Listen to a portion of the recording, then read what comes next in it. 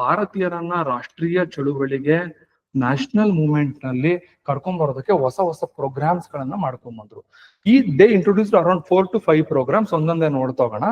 ಮೊದಲನೇದು, but opposite side extremist believe that, ಅವ್ರು ಹೇಳ್ತಾರೆ that is only possible by the violence and also the passive resistance ಅಂತ. Passive resistance ಅಂದ್ರೆ ಉಗ್ರ ಪ್ರತಿಭಟನೆ ಅಂತ. ಇವರನ್ನ ನಾವು ಲಾಲ್ ಬಾಲ್ ಪಾಲ್ ಅಂತ ಕರಿತೀವಿ. ಕರೆಕ್ಟ್ ಏನ್ರಿ? ಕೇಳಿರ್ಬೇಕು ನೀವು. ನಿಮ್ದು ಎಕ್ಸ್ಟ್ರೀಮಿಸ್ಟ್ ಅಂದ್ರೆ 3 ಹೆಸರು ನಮ್ ತಲೆಯೊಳಗೆ ಬಂದೇ ಬರುತ್ತೆ: ಲಾಲ್, ಬಾಲ್, ಪಾಲ್. ಇವನ್ ಭಗತ್ ಸಿಂಗ್ ಅಂತವರಿಗೆ ಸ್ಫೂರ್ತಿ ಇವರು. Okay, Bhagat Singh considered him as his Guru. And across the India many schools var started. ಅದು ಮಹಾರಾಷ್ಟ್ರದಲ್ಲಿ ಇರ್ಬೋದು, ಬಂಗಾಳದಲ್ಲಿ ಇರ್ಬೋದು, ಅನೇಕ ಶಾಲಾ ಕಾಲೇಜುಗಳು ಪ್ರಾರಂಭ ಆಯ್ತು. ಸೊ ನಮ್ಮ ದೇಶದಲ್ಲಿ ಏನ್ ದೊಡ್ಡದಾಗಿ ಗಣಪತಿ ಫೆಸ್ಟಿವಲ್ ಮಾಡ್ತೀವಿ ಅಂಡ್ ಶಿವಾಜಿ ಫೆಸ್ಟಿವಲ್ಸ್, ಇವೆರಡು ಉತ್ಸವಗಳನ್ನ ಸ್ಥಾಪನೆ ಮಾಡಿದ್ದೇ ಈ ವ್ಯಕ್ತಿ. ಅದಕ್ಕೆ extremist era. Okay, first let's begin the class with the extremist ideology. Okay, before going to the extremist topic, just understand the concept behind extremist. Okay, extremists and there, who are extremists and what was the ideology of the extremist? Any idea? ಏನಾದ್ರು ಕೇಳಿರಾ, ಓದಿರಾ? Okay, what was their ideology? ಏನಾಗಿದೆ ಅವರ ಚಿಂತನೆಗಳು? Moderates means they were believed in non-violence. ಓಕೆನಾ? ಇಲ್ಲಿ ಬನ್ನಿ. First extremists ಅಂದ್ರೆ ಏನು? Extremists ಅಂದ್ರೆ ಕನ್ನಡದಲ್ಲಿ ತೀವ್ರಗಾಮಿಗಳು ಅಥವಾ ತೀವ್ರಗಾಮಿಗಳ ಯುಗ. ಆ ತೀವ್ರಗಾಮಿಗಳು ಅಂದ್ರೆ ಯಾರು? ನಾವು ಲಾಸ್ಟ್ ಕ್ಲಾಸ್ ಅಲ್ಲಿ we have studied about moderates, ಮಂದಗಾಮಿಗಳು ಅಂತ ಓದಿದ್ವಿ. ಕರೆಕ್ಟ್ ಏನ್ರಿ? We have studied about moderates, ಮಂದಗಾಮಿಗಳು ಅಂತ ಓದಿದ್ವಿ. ಮಂದ means they believed in non violence. ಅಹಿಂಸೆಯಲ್ಲಿ ನಂಬಿಕೆ ಇತ್ತು. They believed in non violence, ಮಂದಗಾಮಿಗಳು. They believed in bloodless revolution, ರಕ್ತರಹಿತ ಕ್ರಾಂತಿಗಳಲ್ಲಿ ನಂಬಿಕೆ ಇಟ್ಟಿದ್ರು. ಸೊ ಇವರನ್ನ ನಾವು ಮಂದಗಾಮಿಗಳು ಅಂತ ಕರೀತೇವೆ. And they worked in constitutional method. Constitutional ಅಂದ್ರೆ ಸಾಂವಿಧಾನಿಕ ಹೋರಾಟಗಳನ್ನ ಮಾಡ್ತಾ ಹೋಗ್ತಾರೆ. ಇವರನ್ನ ನಾವು ಏನಂತ ಕರಿತೇವೆ? ಮಂದಗಾಮಿಗಳು. In another part, extremist means extremist believed in violence. ಇವರಿಗೆ ಹಿಂಸೆಯಲ್ಲಿ ನಂಬಿಕೆ ಇತ್ತು, ಅಹಿಂಸೆಯಲ್ಲ. They believed in violence. ಅಂದ್ರೆ the extremist believed in the ideology of the violence. They think that the Britishers were suppressing us, they're oppressing us to fulfill their demands. In the same way, we have to fight back the British. In the similar way, they are doing what to us. We have to teach them the lesson with the same methodology. For example, Pakistan. ಇಷ್ಟ ದಿನ ಏನ್ ಮಾಡ್ತಾ ಇದ್ರು ನಿಮಗೆ ಗೊತ್ತು? 2008 ಅಲ್ಲಿ, ಅವಾಗೆಲ್ಲ ನೀವು ತುಂಬಾ ಚಿಕ್ಕವ್ರು ಅನ್ಸುತ್ತೆ, ಕರೆಕ್ಟಾ? 2008. ಓಕೆ, ಕರೆಕ್ಟ್ ಅಂದ್ರೆ ಸ್ಕೂಲಲ್ಲಿ ಇದ್ರಾ? ಓಕೆ, ಆಗ ಒಂದು ಮುಂಬೈಯಲ್ಲಿ ಒಂದು ಅಟ್ಯಾಕ್ ಆಗಿತ್ತು, ಗೊತ್ತಾ ನಿಮ್ಗೆ? ಹೋಟೆಲ್ ತಾಜ್ ಅಂತ. ಇವಾಗಲೂ ಗೂಗಲ್ ಮಾಡಿ ನೋಡಿ, ಅದು ಬಹಳ ದೊಡ್ಡ ಇನ್ಸಿಡೆಂಟ್. ಅದು ಹೋಟೆಲ್ ತಾಜ್ ಮೇಲೆ ಅಟ್ಯಾಕ್ ಮಾಡಿದ್ರು. ಅದ್ರಲ್ಲೊಬ್ಬ ಕಸಾಬ್ ಅಂತ ಒಬ್ಬ ಹುಡುಗ, ನೆನ್ಪಿದ್ಯಾ? ಕೇಳಿರಾ? ಅವನು ಬಹಳಷ್ಟು ಜನ, ಸುಮಾರು ಒಂದು 25 ಜನನ ಶೂಟ್ ಮಾಡಿ ಸಾಯಿಸಿದ್ದ, ಒಬ್ಬ ವ್ಯಕ್ತಿ. ಅದ ಮಿಕ್ಕವರೆಲ್ಲ ಸೇರಿ ಸುಮಾರು 150 ಮೆಂಬರ್ಸ್ ಅಲ್ಲಿ ತೀರ್ಕೊಂಡಿದ್ರು. ಅದು ರತನ್ ಟಾಟಾ ಅವ್ರ ಹೋಟೆಲ್, ಗೊತ್ತಿರ್ಬೇಕು ನಿಮ್ಗೆ.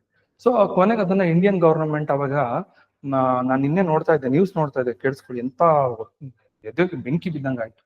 ಆಗ Indian air force, Indian army go with the data. Sir, these were the hideouts of the terrorists in Pakistan. Okay, ಅವರೆಲ್ಲ ಸೇರ್ಕೊಂಡ್ಬಿಟ್ಟಿದ್ದಾರೆ ಅಲ್ಲಿ. ನಾವು ಇವಾಗ ಇಲ್ಲಿ ಅಟ್ಯಾಕ್ ಮಾಡಿದಾರಲ್ಲ, their original bases in these reasons.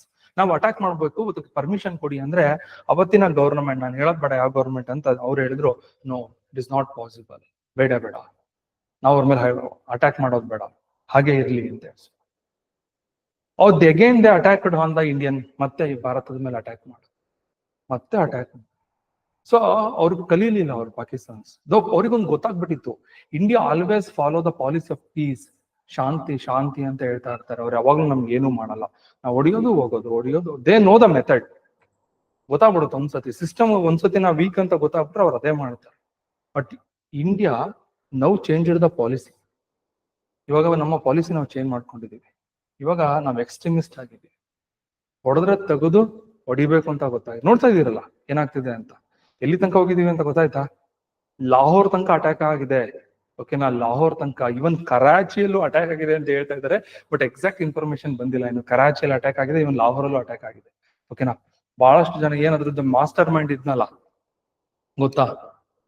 ಯಾರು ಹೇಳ್ರಿ ಮಾಸ್ಟರ್ ಮೈಂಡ್? ಮಸೂದ್. ಅವನ ಮಗ ತೀರ್ಕೊಂಡಿಯಾನೆ. Okay, his own son, grandsons ಎಲ್ಲ ಫ್ಯಾಮಿಲಿಯವರೆಲ್ಲ ತೀರ್ಕೊಂಡಿದ್ದಾರೆ ಮೊನ್ನೆ ಅಟ್ಯಾಕ್. ಸೊ ಕಂಪ್ಲೀಟ್ಲಿ ಅವ್ರಿಗೆ ಗೊತ್ತಾಯ್ತು, ಇವಾಗ ಗೊತ್ತಾಗಿದೆ ಪಾಕಿಸ್ತಾನಕ್ಕೆ ಇಂಡಿಯಾ ಅಂದ್ರೆ ಏನು. ಸೊ ಆಗ ಇವ್ರು ಏನ್ ಮಾಡ್ತಾ ಇದ್ರು, they believed in that policy. The Britishers they will learn, ಅವ್ರು ಕಲಿಬೇಕು ಪಾಠನ, ಆ ತರ ಒಂದು ಕಲಿಸ್ಕೊಡ್ಬೇಕು. So they believed in violence ಒಂದು. They believed in passive resistance ಅಂತ ಹೇಳ್ತಾರೆ. They believed in passive resistance. Passive resistance means ಕನ್ನಡದಲ್ಲಿ ಉಗ್ರ ಪ್ರತಿಭಟನೆ ಅಂತ ಕರಿತೀವಿ.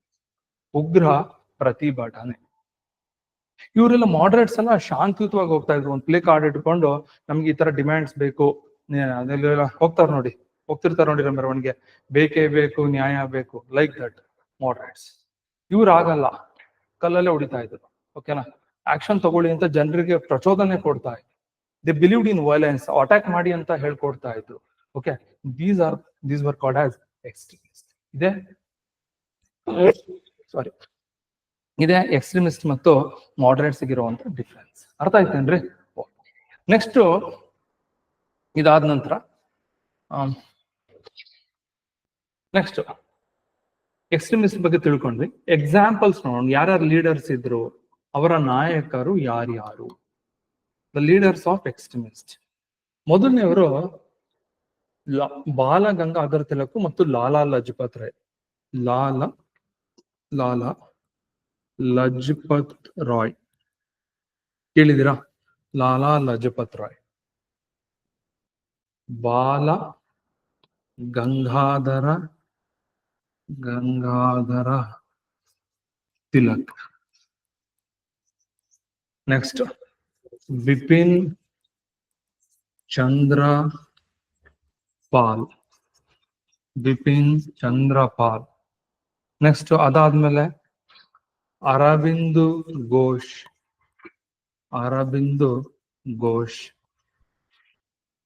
ಇವರೆಲ್ಲ ಬರ್ತಾರೆ. ಓಕೆ, ಲಾಲ್ ಅಲ್ಲ, ಅದು ಪಾಲ್. ಅದಕ್ಕೆ ಇವ್ರನ್ನ ಫೇಮಸ್ ಆಗಿ ನಾವು ಲಾಲ್ ಬಾಲ್ ಪಾಲ್ ಅಂತ ಕರಿತೀವಿ. ಇವರನ್ನ ನಾವು ಲಾಲ್ ಬಾಲ್ ಪಾಲ್ ಅಂತ ಕರಿತೀವಿ. ಕರೆಕ್ಟ್ ಏನ್ರಿ? ಕೇಳಿರ್ಬೇಕು ನೀವು. ನಿಮ್ದು ಎಕ್ಸ್ಟ್ರೀಮಿಸ್ಟ್ ಅಂದ್ರೆ 3 ಹೆಸರು ನಮ್ ತಲೆಯೊಳಗೆ ಬಂದೇ ಬರುತ್ತೆ, ಲಾಲ್ ಬಾಲ್ ಪಾಲ್. ಇವರೇ ಲಾಲಾ Lajpat Rai, Bal Gangadhar Tilak, Bipin Chandra Pal and Aravind Ghosh. Okay, next ನೋಡ್ತಾ ಹೋಗೋಣ. ಚಿತ್ರ ಒಂದ್ಸತಿ ತೋರಿಸ್ಬಿಡ್ತೀನಿ ನಿಮ್ಗೆ, ಅವ್ರನ್ನ ಫೇಸ್ಗಳನ್ನ ಒಂದ್ಸತಿ ನೋಡಿ. ಲಾಲಾ ಲಜಪತ್ ರಾಯ್. ಓಕೆ ನೋಡಿ, ಲಾಲಾ ಲಜಪತ್ ರಾಯರು ಬಹಳ ದೊಡ್ಡ ವ್ಯಕ್ತಿಗಳು ಇವರು. ಲಾಲಾ ಲಜಪತ್ ರಾಯ್ ಇವನ್ ಭಗತ್ ಸಿಂಗ್ಗೆ ಅಂತವರಿಗೆ ಸ್ಫೂರ್ತಿ ಇವರು. Okay, Bhagat Singh considered him as is Guru, is a masters ಅಂತ ಇವ್ರನ್ನ ಕನ್ಸಿಡರ್ ಮಾಡ್ತಾ ಇದ್ರು. ಅಂದ್ರೆ ಇವರಿಂದ ಬಹಳಷ್ಟು ಇನ್ಸ್ಪಿರೇಷನ್ ತಗೊಂಡಿದ್ರು. ಇವರು ಪಂಜಾಬ್ ಅವರೇ. Lala Lajpat Rai was also from Punjab. Bhagat Singh ಅವನು ಕೂಡ ಪಂಜಾಬ್, ಗೊತ್ತಲ್ಲ ನಿಮ್ಗೆ. ಓಕೆ, ಇವರು. ನೆಕ್ಸ್ಟ್ ಎರಡನೇವರು ಬಾಲ ಗಂಗಾಧರ ತಿಲಕ್. ಬಹಳ ದೊಡ್ಡ ವ್ಯಕ್ತಿ ಇವರು. ನೀವು ಅನ್ಕೊಂಡಿರ್ತಿರಲ್ಲ, ಅದಕ್ಕಿಂತನೂ ತುಂಬಾ ದೊಡ್ಡ ಪರ್ಸನಾಲಿಟಿ. ಬಾಲ ಗಂಗಾಧರ ತಿಲಕ್ ಅಂದ್ರೆ he was a very famous leader of Maharashtra. ಕೇಳಿರ್ಬೇಕು. ಇವತ್ತೇನು ನೀವು ಗಣೇಶ ಉತ್ಸವ ಅಂತ ನೀವು ನೋಡ್ತೀರಾ ಪ್ರತಿ ಇಯರ್, ಇಲ್ಲಿಲ್ಲೇ ಕೂರಿಸ್ತಾ ಇರ್ತಾರೆ ವಿಜಯನಗರದಲ್ಲೆಲ್ಲ. ಇಲ್ಲಿ ಇದೇ ರೋಡಲ್ಲಿ ಹೋದ್ರೆ ಸ್ಟ್ರೈಟ್ ಅಲ್ಲಿ ಕೂರಿಸ್ತಾರೆ ಒಂದು ಗಣಪತಿ, ತುಂಬಾ ದೊಡ್ಡದಾಗಿ ಮಾಡ್ತಾರೆ. ಅದ್ರ ಹೆಸರು ಬಂದ್ಬಿಟ್ಟು ವಿಶ್ವ ಇದು ಸಮಾಜ, ಹಿಂದೂ ಸಮಾಜ ಅಂತೆಲ್ಲ ಬರುತ್ತೆ. ಅವರೆಲ್ಲ ಮಾಡ್ತಾರೆ. ಏನಕ್ಕೆ ಅವ್ರ ಗಣಪತಿ ಫೆಸ್ಟಿವಲ್ ಮಾಡೋದಕ್ಕೆ ಇನ್ಸ್ಪಿರೇಷನ್ ಕೊಟ್ಟಂತವರೇ ಈ ವ್ಯಕ್ತಿ. ಸೊ ನಮ್ಮ ದೇಶದಲ್ಲಿ ಏನ್ ದೊಡ್ಡದಾಗಿ ಗಣಪತಿ ಫೆಸ್ಟಿವಲ್ ಮಾಡ್ತೀವಿ ಅಂಡ್ ಶಿವಾಜಿ ಫೆಸ್ಟಿವಲ್ಸ್, ಇವೆರಡು ಉತ್ಸವಗಳನ್ನ ಸ್ಥಾಪನೆ ಮಾಡಿದ್ದೇ ಈ ವ್ಯಕ್ತಿ. ಅದಕ್ಕೆ ಗಣಪತಿ ಪೆಂಡಾಲ್ ಮುಂದೆ ಇಬ್ರು ಫೋಟೋಸ್ ಇರುತ್ತೆ. ನೀವು ಅಬ್ಸರ್ವ್ ಮಾಡಿದ್ರೆಲ್ಲ ಗೊತ್ತಿಲ್ಲ, ಒಂದ್ ಕಡೆ ಬಾಲಗಂಗಾಧರ ತಿಲಕ್, ಇನ್ನೊಂದ್ ಕಡೆ ಸಾವರ್ಕರ್ ಅವ್ರ ಫೋಟೋ ಹಾಕಿರ್ತಾರೆ. ಯಾಕೆ ಅಂದ್ರೆ ಬೋತ್ ಆರ್ ಹಿಂದೂ ಲೀಡರ್ಸ್ ಆಗಿದ್ರು ಅಂಡ್ ವೆರಿ ಫೇಮಸ್ ಪರ್ಸನ್ ಇವರು. ಇವರು Bal Gangadhar Tilak. Swaraj is my birth right and I shall have it, ಅದು ಅವರ ಪ್ರಸಿದ್ಧವಾದ ಹೇಳಿಕೆ. Then the another person was Bipin Chandra Pal. he was from Bengal. Bipin Chandrapal is from Bengal. He's very famous leader. He was also extremist. Okay, ಬಹಳ ದೊಡ್ಡ ವ್ಯಕ್ತಿಗಳು ಬಂಗಾಳದಲ್ಲಿ ಇದ್ದಂಥವ್ರು. ಇವರೆಲ್ಲ ಕಾಂಟೆಂಪರರೀಸ್, ಅಂದ್ರೆ ಸಮಕಾಲೀನ ವ್ಯಕ್ತಿಗಳು. ಬಿಪಿನ್ ಚಂದ್ರಪಾಲ್, ಲಾಲಾ ಲಜಪತ್ ರಾಯ್ ಅಂಡ್ ಆಲ್ಸೋ ಬಾಲ ಗಂಗಾಧರ ತಿಲಕ್. ನೆಕ್ಸ್ಟ್ ಕೊನೆಯವರು ಬಂದ್ಬಿಟ್ಟು ಅರವಿಂದ್ ಘೋಷ್ ಅಂತ. ಅವ್ರಿಗೆ ಶ್ರೀ ಅರಬಿಂದು ಅಂತ ಕೂಡ ಕರೀತಾರೆ. This was is the photo of his young age.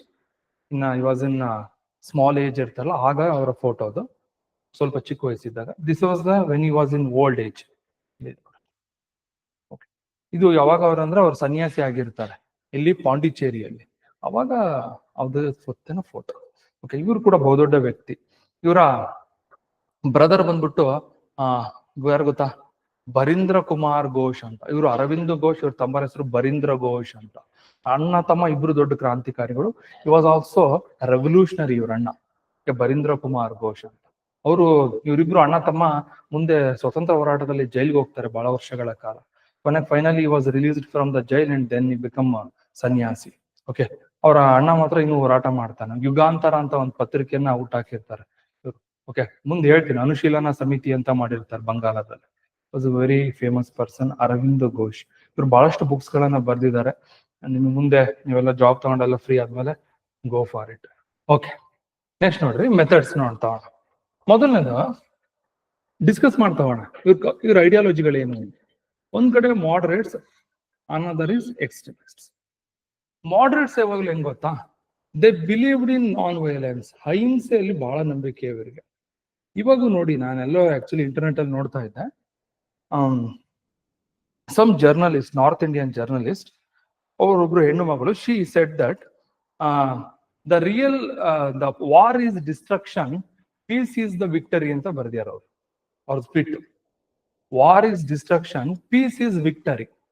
ಯುದ್ಧ ಮಾಡೋದು ಏನಂತಾರೆ, ಧ್ವಂಸವಾಗಿರತ್ತೆ, ಶಾಂತಿಯುತವಾಗಿ ಹೋದ್ರೆ ಅದು ದೇಶಕ್ಕೆ ಒಳ್ಳೇದು.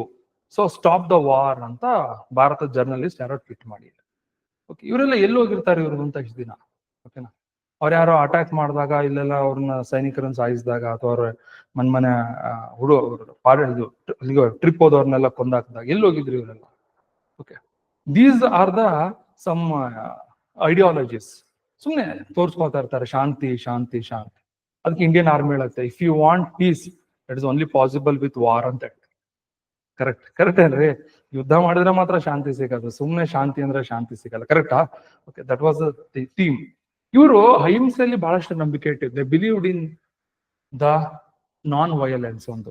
ಅದಕ್ಕೆ ದಾದಾಬಾಯಿ ನವರೋಜಿ ಒಂದ್ ಕಡೆ ಹೇಳ್ತಾ ಹೋಗ್ತಾರೆ, ಏನಪ್ಪಾ ಅಂತಂದ್ರೆ, ಬ್ರಿಟಿಷರು ಭಾರತವನ್ನು ಬಿಟ್ಟು ಹೋದರೆ ಅದು ನನ್ನ ಪಾಲಿಗೆ ದುರ್ದಿನ ಮತ್ತು ವಿನಾಶ ಅಂತ ಹೇಳ್ತಾರೆ. ನಾನ್ ಹೇಳಿರೋ ಮಾತಲ್ಲ, ದಾದಾಬಾಯಿ ನವರೋಜಿ. ಹಾಗಾದ್ರೆ can you imagine Lavanya, Dadabhai Naoroji ತಲೆಯೊಳಗೆ ಏನಿತ್ತು ಅಂತ? ಬ್ರಿಟಿಷರು ಭಾರತ ಬಿಟ್ಟು ಹೋದರೆ ಅದು ನನಗೆ ದುರ್ದಿನ ಅಂದ್ರೆ ಬ್ಯಾಡ್ ಡೇ, ಅಂಡ್ ವಿನಾಶ, ನಾವೆಲ್ಲರೂ ನಾಶವಾದಾಗೆ, ಇಲ್ಲೇ ಇರಿ ಅಂತ ಇದ್ರು. ಅಂದ್ರೆ ದೇರ್ ಐಡಿಯಾಲಜಿ ಯಾವ ತರ ಆಗಿತ್ತು ಅಂತ ಒಂದು. ಎರಡನೇದು, they believed in non violence. ನಮ್ ಭಾರತೀಯರನ್ನ ಶೂಟ್ ಮಾಡ್ಕೊಂಡ್ರೆ ಇವ್ರು ಏನು ಮಾತಾಡ್ತಿರಲ್ಲ, ಸುಮ್ನೆ ಇರ್ತಾ ಇದ್ರು, ಮತ್ತೆ ಅಹಿಂಸೆ ಅಂತ ಹೇಳ್ತಾ ಇದ್ರು ಅಂತ. ಬಟ್ ಎಕ್ಸ್ಟ್ರೀಮಿಸ್ಟ್ ಏನಪ್ಪಾ ಅಂದ್ರೆ, ದೇ ಬಿಲೀವ್ಡ್ ಇನ್ ಹಿಂಸೆ ಮೀನ್ಸ್ ದ ವೈಲೆನ್ಸ್. ಅವ್ರು ಹೇಳ್ತಾರೆ, we teach the lesson to the British, they will understand. ಅವ್ರಿಗೆ ಅರ್ಥ ಆಗೋ ಲೆಕ್ಕದಲ್ಲೇ ನಾವು ಅವ್ರಿಗೆ ಉತ್ತರ ಕೊಡ್ಬೇಕು. ಇವಾಗ ಏನ್ ಪಾಕಿಸ್ತಾನ ಕೊಡ್ತಾ ಇದೀವಿ ಆ ತರ. ಅಂದ್ರೆ ಆ ತರದ ಒಂದು ಲೆಕ್ಕಾಚಾರದಲ್ಲಿ ಇದ್ದಂಥವ್ರು ಯಾರು? ಈ ಎಕ್ಸ್ಟ್ರೀಮಿಸ್ಟ್ಗಳು, ತೀವ್ರಗಾಮಿಗಳು ಒಂದು. ಆಮೇಲೆ they believed in constitutional method. Constitutional method ಅಂದ್ರೆ ಸಾಂವಿಧಾನಿಕ ಲೆಕ್ಕಾಚಾರಗಳನ್ನ ಹೋರಾಟ ಮಾಡ್ತಾರೆ. So if they want to fulfil their demands, ಏನ್ ಮಾಡ್ತಾ ಇದ್ರು, ಒಂದು ಪೇಪರ್ ಅಲ್ಲಿ ಬರ್ಕೋತಾ ಇದ್ರು, ಅಲ್ಲಿ ಹೋಗ್ಬಿಟ್ಟು ಪೊಲೀಸ್ ಡಿಪಾರ್ಟ್ಮೆಂಟ್ಗೆ ಕೊಡ್ತೀನಿ. ನೀವು ನೋಡಿರ್ಬೇಕಲ್ಲ, ಧರಣಿ ಮಾಡೋರ್ಲ ಏನ್ ಮಾಡಿ ಕೊಟ್ಟು ಅವ್ನು ತಗೊಂಡ್ಬಿಟ್ಟು ಅದು ಹೋಗ್ಬಿಟ್ಟು ಆಯ್ತು ಓಕೆ ಅಂತ, ಆಯ್ತು ಹೋಗಿ ಅಂತ. ದಾತರ ಅಂದ್ರೆ ಬಿಲೀವ್ಡ್ ಇನ್ ಕಾನ್ಸ್ಟಿಟ್ಯೂಷನಲ್ ಮೆಥಡ್, ಸಾಂವಿಧಾನಿಕವಾಗಿ ಎಲ್ಲದೂ ಕೂಡ ಸಾಲ್ವ್ ಮಾಡ್ಕೋಬೇಕು ಅಂತ. ಬಟ್ ಇವರು they believed in unconstitutional method. ಸಾಂವಿಧಾನಿಕವಾಗಿ ನಮ್ಗೆಂದೂ ಸ್ವಾತಂತ್ರ್ಯ ಸಿಗೋದಕ್ ಸಾಧ್ಯನೇ ಇಲ್ಲ. That is the truth, that is the ultimate truth. ಅದೆಲ್ರಿಗೂ ಗೊತ್ತಿದೆ. ಕರೆಕ್ಟ್ ಏನ್ರಿ? ಯಾಕಂದ್ರೆ ಬ್ರಿಟಿಷ್ ಅಷ್ಟೆಲ್ಲ ಸಪ್ರೆಸ್ ಮಾಡ್ತಾರೆ, ಅಷ್ಟೆಲ್ಲ ಟಾರ್ಚರ್ ಮಾಡ್ತಾರೆ. So our policy is not peace. Okay, ಬಹಳ ಜನ ಹೇಳ್ತಾರೆ ನಮ್ಗೆ ಅಹಿಂಸೆಯಿಂದನೇ ಸ್ವಾತಂತ್ರ್ಯ ಬಂತು ಅಂತ. ಭಗತ್ ಸಿಂಗ್ ಏನ್ ಮಾಡ್ತಿದ್ದ? ಸುಭಾಷ್ ಚಂದ್ರ ಬೋಸ್ ಏನ್ ಮಾಡ್ತಿದ್ರು? ಕರೆಕ್ಟ್ ಏನ್ರಿ? ಅವ್ರನ್ನ ಸುಮ್ಮನೆ ಇದ್ರ? ಅಂದ್ರೆ they believed in the violence, ಅದು ಅವರ ಲೆಕ್ಕಾಚಾರ ಆಗಿತ್ತು. ಇದೆರಡು ಡಿಫ್ರೆನ್ಸ್ ಇತ್ತು. ಮೊದಲು ಜನರು ಇದನ್ನ ನೋಡಿಸ್ಕೊಂಡು ಸುಮ್ಮನೆ ಇದ್ರು. Indians var attracted by non violence ಆಗಿರ್ಬೋದು. ಅವ್ರು ಮುಂಚೆ ಇದನ್ನೆಲ್ಲ ಇಂಡಿಯನ್ಸ್ ಇದನ್ನ ಅಕ್ಸೆಪ್ಟ್ ಮಾಡ್ತಾ ಇದ್ರು. ಲೇಟರ್ ಅವ್ರಿಗೆ ಗೊತ್ತಾಯ್ತು ಇದ್ರಲ್ಲಿ ಯಾವುದೇ ತರದ ಅರ್ಥವಿಲ್ಲ. We can't get the justice are the independence through the non violence. So the Indian people move towards the extremist. ನಾವು ತೀವ್ರಗಾಮಿಗಳ ಚಿಂತನೆಗಳ ಕಡೆ ಒಳಗಾದರು. ಇವಾಗ ಏನಾರು ಮತ್ತೆ ಗೌರ್ಮೆಂಟ್, ಹಳೆ ಗೌರ್ಮೆಂಟ್ ತರ ಇಷ್ಟೆಲ್ಲ ಜನ ಮೊನ್ನೆ ಹೆಣ್ಮಕ್ಳು ಅವರ ಗಂಡಂದ್ರನ್ನೆಲ್ಲ ಕೊಂದ ಮೇಲೂ ಇವಾಗಲೂ ನಾವು ಶಾಂತಿಯಿಂದ ನಡ್ಕೊಂತೀವಿ ಅಂತ ಹೇಳಿದ್ರೆ ಭಾರತ ಜನನೇ ಒದಿತಿದ್ರು. ಕರೆಕ್ಟ್ ಏನ್ರಿ? ಯಾಕಂದ್ರೆ ಜನರು ಚೇಂಜ್ ಆಗಿದ್ದಾರೆ, ಯೂತ್ ಚೇಂಜ್ ಆಗಿದೆ. ಕರೆಕ್ಟಾ? ಇವಾಗಲೂ ಶಾಂತಿ ಅಂತಂದ್ರೆ ನೆಕ್ಸ್ಟ್ ಟೈಮ್ ಒಂದೇ ಒಂದು ಓಟ್ ತಗೊಳಕ್ ಆಗ್ತಿರ್ಲಿಲ್ಲ. This is the fact. So ಹಾಗಾಗಿ ದಿಸ್ ವಾಸ್ ದ ಮೆಥಡಾಲಜಿ. ಅಲ್ಲಿಂದ ಅಲ್ಲಿ ಶಿಫ್ಟ್ ಆಯ್ತು. ಒಂದು ಸೆಕೆಂಡ್ ಬರ್ತೀನಿ. The moderates always believed in 3P policy. 3P policy ಅವ್ರು ಹೇಳ್ತಾ ಇದ್ರು ಯಾವಾಗ್ಲೂ. ಅವ್ರದ್ದು ಇದೆ ಪ್ರೊಟೆಸ್ಟ್, ಗೊತ್ತಲ್ಲ, ಪ್ರೇಯರ್ ಆಗಿರ್ಬೋದು, ಶಾಂತಿಯುತವಾಗಿ ಬೇಡಿಕೆಯನ್ನ ಕೊಡೋದು, ಪಿಟಿಷನ್, ತಮ್ಮ ಮನವಿಗಳನ್ನ ಸಲ್ಲಿಸೋದು, ಅಂಡ್ ಪ್ರೊಟೆಸ್ಟ್, ಪೀಸ್ಫುಲ್ ಪ್ರೊಟೆಸ್ಟ್ ಅನ್ನ ಮಾಡೋದು. ಇದರಿಂದ ಆಗತ್ತಾ? ಇದರಿಂದ ಸ್ವತಂತ್ರ ಬರತ್ತೆ ಅಂತ moderates. But opposite side extremist believe that, ಅವ್ರು ಹೇಳ್ತಾರೆ that is only possible by the violence and also the passive resistance ಅಂತ. ಪ್ಯಾಸಿವ್ ರೆಸಿಸ್ಟೆನ್ಸ್ ಅಂದ್ರೆ ಉಗ್ರ ಪ್ರತಿಭಟನೆ ಅಂತ. ಉಗ್ರ ಪ್ರತಿಭಟನೆ ಅಂದ್ರೆ ತುಂಬಾ ದೂರ ಹೋರಾಟ ಮಾಡೋದು, ಕಲ್ಲುಗಳನ್ನು ಬಿಸಾಕೋದು, ಬ್ರಿಟಿಷ್ ಆಫೀಸರ್ಸ್ ಗಳಿಗೆ ಹೊಡೆಯೋದು, ಓಕೆ, ಅವ್ರ ಆಫೀಸ್ಗಳಿಗೆ ಬೆಂಕಿ ಹಾಕಿ ಸುಟ್ಟಾಕೋದು. This is called passive resistance. ಅದು ಅವ್ರ ಮೆಥಡ್, ಇದು ಅವ್ರ method. So Indians attracted towards these methods. ಇದ್ರ ಬಗ್ಗೆ ಹೆಚ್ಚು ಇಷ್ಟಪಟ್ಟು. ನೆಕ್ಸ್ಟ್ ಮೂರನೇ point, moderates always demanded for self government. ಮೊನ್ನೆ ಕ್ಲಾಸಲ್ಲಿ ಹೇಳ್ತಾ ಇದ್ದೆ ನಿಮ್ಗೆ, ಕರೆಕ್ಟ್ ಏನ್ರಿ? ಹೇಳ್ಬೋದಾ ಯಾರಾದ್ರೂ? What is self government? British was the ultimate power ಅಂತ ತಗೊಂಡಿರ್ತಾರೆ. That is called self government. That is demanded by Dadabhai Naoroji and also Gopala Krishna Gokhale ಅವರು ಇದನ್ನ ಕೇಳ್ಕೊಂಡಿದ್ದು. Even Dadabai Navroji and Gopala Krishna Gokhale demanded self-government similar to Canada and South Africa. ಈ Canada ಮತ್ತೆ south Africa ಯಾವ ತರ ಇತ್ತು, ಇದೇ ತರ ಇಲ್ಲಿ ಸೆಲ್ಫ್ ಗವರ್ನಮೆಂಟ್ ಇರತ್ತೆ. ಇದರ upper part was the ultimate power was with British. ಈ ತರ ಕೇಳ್ಕೊತಾರೆ. ಅಂದ್ರೆ ನಮ್ಗೆ ಸ್ವಾತಂತ್ರ್ಯ ಇರ್ತಿತ್ತಾ? ನೋ. ದ ಅಲ್ಟಿಮೇಟ್ ಪವರ್ ಯಾರ ಹತ್ರ ಇರ್ತಾ ಇತ್ತು? British. We can run only the government, we can make policies, but the ultimate decision took by British. ನಾಳೆ ಬ್ರಿಟಿಷ್ ಇದು ಮಾಡಬೇಡಿ ಅಂತಂದ್ರೆ ನಾವು ಮಾಡಕ್ಕಾಗಲ್ಲ. ಫಾರ್ ಎಕ್ಸಾಂಪಲ್ ಹೇಳ್ತಾರ ನಿಮ್ಗೆ. ಫಾರ್ ಎಕ್ಸಾಂಪಲ್ ಇವಾಗ ಇಂಡಿಯಾ ಒಂದು ಸ್ವತಂತ್ರ ಕಂಟ್ರಿನ, ಇಂಡಿಪೆಂಡೆಂಟ್ ರಿಪಬ್ಲಿಕನ್ ಕಂಟ್ರಿನ. In case if India is in present 2025 ಅಲ್ಲಿ under the control of the British ಆಗಿದ್ರೆ, ಅಥವಾ ಬೇರೆ ಯಾವ್ದೋ ಕಂಟ್ರಿ ಆಗಿದ್ರೆ, ಪಾಕಿಸ್ತಾನ ಅಟ್ಯಾಕ್ ಮಾಡಿದ್ರೆ, ನಾವು ಯುದ್ಧ ಮಾಡ್ತೀವಿ ಅಂದ್ರೆ ಅದು ಡಿಸಿಷನ್ ಯಾರ ಹತ್ರ ಕೇಳ್ಬೇಕಾಗಿತ್ತು? ಹೈಯರ್ ಪವರ್ ಹತ್ರ ಕೇಳ್ಬೇಕು.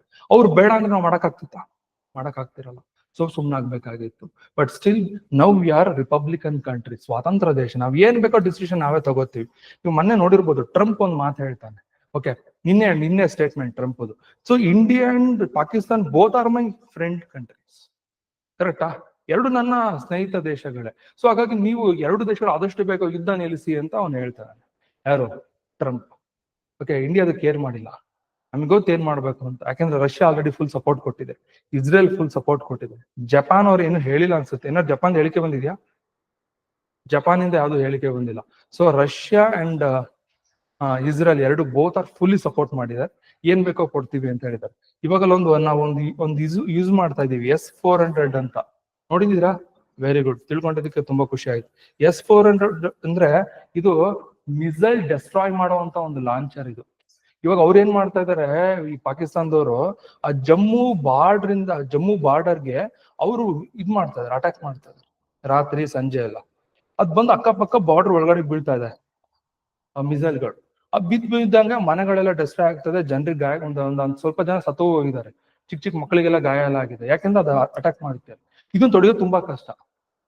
ಇದನ್ನ ತಡೆಯೋಕೆ ಟೆಕ್ನಾಲಜಿ ನಮ್ಮ ಹತ್ರ ಇದೆ, ದಟ್ ಇಸ್ ಕಾಲ್ಡ್ S-400 ಅಂತ.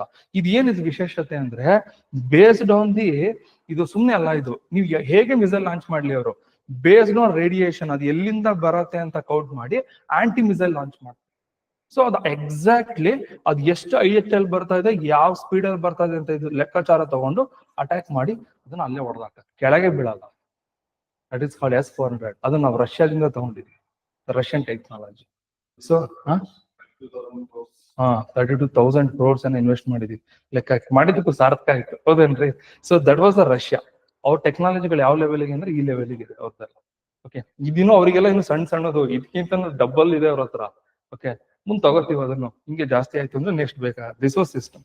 ಇಲ್ಲಿ ಬರ್ತೀನಿ ಈ ಕಡೆ. ಇವ್ರು ಎಕ್ಸ್ಟ್ರೀಮಿಸ್ಟ್ ಅವ್ರದ್ದು ಸ್ವರಾಜ್ಯ ಅಂದ್ರೆ ಗೊತ್ತು ನಿಮ್ಗೆ? ಸ್ವರಾಜ್ಯ ಅಂದ್ರೆ ಗೊತ್ತು, ಸ್ವಾತಂತ್ರ್ಯ ಮೀನ್ಸ್ ಇಂಡಿಪೆಂಡೆನ್ಸ್.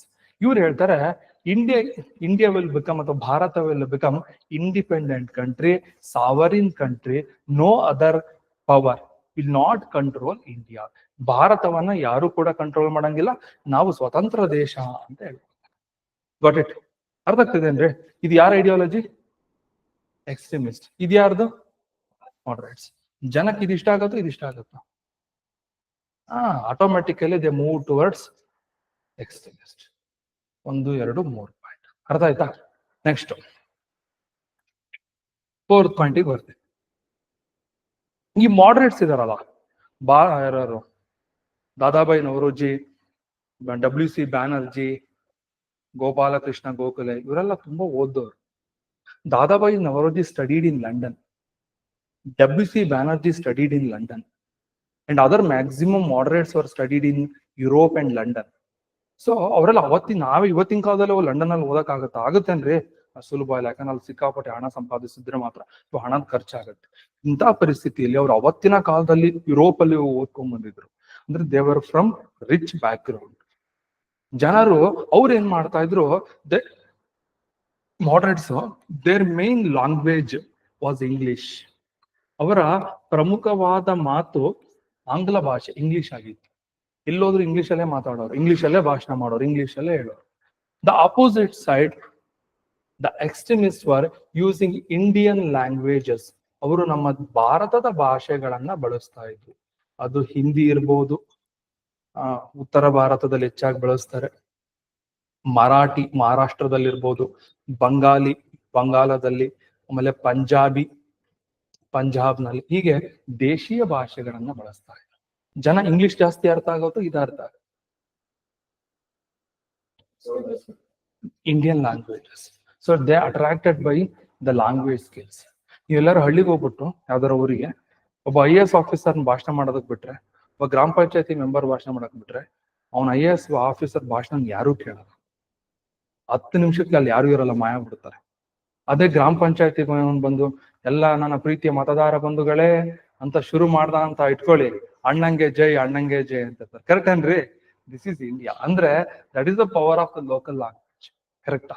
ಮಾತೃಭಾಷೆ ಅಥವಾ ನಮ್ಮ ಸ್ಥಳೀಯ ಭಾಷೆಗಳಿಗೆ ಇರುವಂತ ಒಂದು ಶಕ್ತಿ. ಇದು ಕಾಮನ್ ಸೆನ್ಸ್, ನಿಮ್ಗೂ ಗೊತ್ತಿರುತ್ತೆ. ಸೊ ಇದೆಲ್ಲ ಮೆಥಡ್ಸ್ಗಳು ಇವ್ರದ್ದು. Next languages. ಓಕೆ, ಇಷ್ಟು ತಿಳ್ಕೊಂಡ್ರ?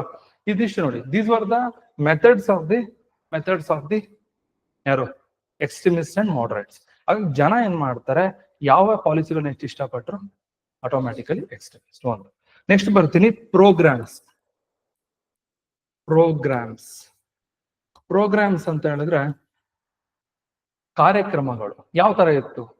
ಮಾಡರೇಟ್ಸ್ ಏನ್ ಮಾಡ್ತಾರೆ, ಸುಮ್ನೆ ಅಲ್ಲ, ಇವರು ಎಕ್ಸ್ಟ್ರೀಮಿಸ್ಟ್ ಏನ್ ಮಾಡ್ತಾರೆ, ಸುಮ್ನೆ ಕುತ್ಕೊಳ್ಳಲ್ಲ, ಒಂದು ಹೊಸ ಚಿಂತನೆಗಳನ್ನ ಸಮಾಜಕ್ಕೆ ತಗೊಂಬಂತ. They introduce the new programs to attract the Indian masses in the national movement. ಭಾರತೀಯರನ್ನ ರಾಷ್ಟ್ರೀಯ ಚಳುವಳಿಗೆ, ನ್ಯಾಷನಲ್ ಮೂವ್ಮೆಂಟ್ ನಲ್ಲಿ ಕರ್ಕೊಂಡ್ ಬರೋದಕ್ಕೆ ಹೊಸ ಪ್ರೋಗ್ರಾಮ್ಸ್ ಗಳನ್ನ ಮಾಡ್ಕೊಂಡ್ಬಂದ್ರು. They introduced around 4 to 5 programs. ಒಂದೊಂದೇ ನೋಡ್ತಾ ಹೋಗೋಣ. ಮೊದಲನೇ ಪ್ರೋಗ್ರಾಮ್ ಸ್ವರಾಜ್ಯ ಅಂತ ಒಂದು ಪ್ರೋಗ್ರಾಮ್. ಸ್ವರಾಜ್ಯ. ಓಕೆ, ವಾಟ್ ಇಸ್ ಸ್ವರಾಜ್ಯ? ನಿಮ್ಗೆ ಗೊತ್ತು, ಓದಿದ್ದೀರಾ, ಅವತ್ತು ಹೇಳಿದ್ದೆ ನಿಮ್ಗೆ. ಸ್ವ ಮೀನ್ಸ್ ಸೆಲ್ಫ್ ಅಂತ, ರಾಜ್ಯ means government. The self-government, the government run by the Indians, and there is no superior power above us. ನಮ್ಮ ಮೇಲೆ ಯಾರು ಇರೋದಿಲ್ಲ, ನಮ್ಮನ್ನು ನಾವೇ ಆಳ್ವಿಕೆ ಮಾಡ್ಕೊಳ್ತೀವಿ. ಆ ತರದ ಒಂದು ಕಲ್ಪನೆ ಸ್ವರಾಜ್ಯ. ಭಾರತೀಯ ಜನರಿಗೆ ಆಡು ಭಾಷೆಯಲ್ಲಿ ಹೇಳಿದ್ರು. ಬಾಲಗಂಗಾಧರ ತಿಲಕರು ತುಂಬಾ ಚೆನ್ನಾಗಿ ಮಾತಾಡ್ತಿದ್ರು. ಅದ್ಭುತವಾದ ಮಾತುಗಾರರು ಅವರು. ಮಹಾರಾಷ್ಟ್ರದಲ್ಲಿ ಅವ್ರು ಬಾಲಗಂಗಾಧರ ತಿಲಕರು ಮಾತಾಡ್ತಾ ಇದ್ರೆ ಅದನ್ನ ಕೇಳ್ಬೇಕು. ಸ್ವರಾಜ್ಯ ಹಮಾರ ಜನ್ಮ ಸಿದ್ಧ ಹಕ್ ಹೇ, ಉಸ್ಕೋ ಲೇಕರ್ ಹಿ ರಹತೆ ಹೇ ಅಮ್ಮ ಅಂತ ಹೇಳೋರು. ಅಷ್ಟು ಮಾತು ತೀವ್ರವಾಗಿರ್ತಿತ್ತು. ನೋಡಿ, ಎಲ್ಲರೂ ಯೂಟ್ಯೂಬ್ ಅಲ್ಲಿ ಇರ್ಬೋದೇನೋ ಅವ್ರ ಭಾಷಣ. ಅದ್ಭುತವಾಗಿರ್ತಕ್ಕಂಥ ಭಾಷಣಕಾರರು. ಓಕೆ, ಯಾರು? ತಿಲಕರು. ಅವರ ಮಾತುಗಳನ್ನ ಕೇಳೋದಕ್ಕೆ ಲಕ್ಷ ಲಕ್ಷ ಜನ ಸೇರ್ಕೋತಾ ಇದ್ರು ಅವತ್ತಿನ ಕಾಲಕ್ಕೆ. ಕೆಲವರು ಇಲ್ಲಿ ನಮ್ಮ ಕರ್ನಾಟಕದಲ್ಲಿ ಮಾತಾಡ್ತಿದ್ರೆ ಜನ ಹಂಗೆ ಎದ್ದದ್ದೇ ಹೋಗ್ಬಿಡ್ತಾರೆ. ಮೊನ್ನೆ ಯಾವ್ದೋ ಕಾರ್ಯಕ್ರಮಕ್ಕೆ ಹೋದಾಗ ಹಂಗೆ ಆಗಿತ್ತಂತೆ. ಸಿದ್ದರಾಮಯ್ಯನವ್ರು ಕೇಳ್ತಾರೆ, ಯಾರಿಗಿರಿ ನಾವು ಭಾಷಣ ಮಾಡೋದು, ಖಾಲಿ ಇದೆಯಲ್ರಿ ಸೀಟು, ಕರ್ಕೊಂಬರ್ರಿ ಜನರನ್ನ. ಸೊ ಇದು ನಮ್ಮ ಪರಿಸ್ಥಿತಿ. ಅವತ್ತಿನ ಕಾಲದಲ್ಲಿ ಇವರೆಲ್ಲ ಯಾರನ್ನ ದುಡ್ಡು ಕೊಟ್ಟು ಕರ್ಕೊಂಡ್ ಬರ್ತಿರಲ್ಲ, ಅವ್ರು ಮಾತಾಡ್ತಾರೆ, ಅವ್ರು ಬರ್ತಾರೆ ಇವತ್ತು ಅಂದ್ರೆ ಜನ ಅವ್ರು ನೋಡೋದಕ್ಕೆ ಬರ್ತಾ ಇದ್ರು. ದಟ್ ವಾಸ್ ಅವರು ಲೀಡರ್ಸ್ ಅಂದ್ರೆ. ಅದ್ರಲ್ಲಿ ಒಬ್ಬ ವ್ಯಕ್ತಿ, is name was Bal Gangadhar Tilak, one of the greatest personality. ಓಕೆನಾ. ಅವ್ರಿಗೊಂದು ಬಿರುದಿತ್ತು, ಇವಾಗ ನೋಡಿದ್ರೆ ಲೋಕಮಾನ್ಯ ಅಂತ. Lokmanya the given by the Indians, ಭಾರತೀಯ ಜನರು ಅವರಿಗೆ ಕೊಟ್ಟಂತ ಒಂದು ಬಿರುದು ಲೋಕಮಾನ್ಯ. ನೆಕ್ಸ್ಟ್ ಒಂದು. ಎರಡನೇದು ಸ್ವರಾಜ್ಯ ಆಯ್ತು. ಎರಡನೇದು ದ ಸ್ವದೇಶಿ. ಸ್ವದೇಶಿ ಮೀನ್ಸ್ ದ ಸೆಲ್ಫ್ ಪ್ರಾಡಕ್ಟ್ಸ್ ಗಳನ್ನ ಬಳಸೋದು, ಬೈ ಯೂಸಿಂಗ್ ದ ಇಂಡಿಯನ್ ಅಥವಾ indigenous self products developed in India. ನಮ್ಮ ದೇಶದಲ್ಲಿ ಉತ್ಪಾದನೆ ಮಾಡಿದಂತ ಬೆಳೆಗಳನ್ನ, ವಸ್ತುಗಳನ್ನ ಬಳಸಬೇಕು, ಬೆಳೆಗಳನ್ನ ಉಪಯೋಗಿಸ್ಬೇಕು ಅನ್ನೋದು ಇದ್ರ ಕಾನ್ಸೆಪ್ಟ್. ಏನಕ್ಕೆ ಅಂದ್ರೆ, by using the Indian products ನಾವು ಯೂಸ್ ಮಾಡಿದ್ರೆ ಆಟೋಮ್ಯಾಟಿಕಲಿ ದ ಇಂಡಿಯನ್ ಪ್ರಾಡಕ್ಟ್ಸ್ ಗಳಿಗೆ ಇಂಡಿಯನ್ ಇಂಡಸ್ಟ್ರೀಸ್ ಡೆವಲಪ್ಮೆಂಟ್ ಆಗುತ್ತೆ. ಕರೆಕ್ಟಾ? ಆಟೋಮೆಟಿಕಲಿ ದ ಎಂಪ್ಲಾಯ್ಮೆಂಟ್ ಯಾರಿಗೆ ಸಿಗತ್ತೆ? ಭಾರತೀಯರಿಗೆ ಜಾಸ್ತಿ ಸಿಗತ್ತೆ. ರೆವಿನ್ಯೂ ಜಾಸ್ತಿ ಆಗತ್ತೆ, ಅದು ಯಾರಿಗೆ ಸಿಗತ್ತೆ? ಇಂಡಿಯನ್ಸ್ಗೆ ಜಾಸ್ತಿ ಸಿಗತ್ತೆ. ಫೈನಲ್ ಪ್ರಾಫಿಟ್ ಬರುತ್ತೆ, ಯಾರಿಗೆ ಬರುತ್ತೆ? ಇಂಡಿಯನ್ಸ್ಗೆ ಬರುತ್ತೆ. ಅವ್ರು ಹೇಳಿದ್ ಇದು. ಸೊ ಇದು ಅವರ ಪಾಲಿಸಿ. ನೆಕ್ಸ್ಟ್ ಮೂರನೇದು ಹೇಳ್ತಾರೆ, the boycott of the British goods ಅಂತ ಹೇಳ್ತಾರೆ. ಬೈಕಾಟ್ ಆಫ್ ಫಾರಿನ್ ಗೂಡ್ಸ್ ಅಥವಾ ಬ್ರಿಟಿಷ್ ಗೂಡ್ಸ್, ವಿದೇಶಿ ವಸ್ತುಗಳನ್ನು ಬಹಿಷ್ಕಾರ ಮಾಡೋದು. ಇಲ್ಲೊಂದ್ಸತಿ ನೋಡಿ, ನಮ್ಮ ವಸ್ತುಗಳನ್ನು ಬಳಸಿದ್ರೆ ನಮ್ಗೆ ಎಂಪ್ಲಾಯ್ಮೆಂಟ್ ಸಿಗತ್ತೆ, ರೆವಿನ್ಯೂ ಡೆವಲಪ್ ಆಗತ್ತೆ, ಪ್ರಾಫಿಟ್ ಆಗತ್ತೆ. ಅದೇ ನಾವು ಬ್ರಿಟಿಷ್ ವಸ್ತುಗಳನ್ನ ಬೈಕಾಟ್ ಮಾಡಿದ್ರೆ ಏನಾಗತ್ತೆ? ದ ಬ್ರಿಟಿಷ್ ರೆವಿನ್ಯೂ ಏನಾಗತ್ತೆ? ಕಡಿಮೆ ಆಗತ್ತೆ.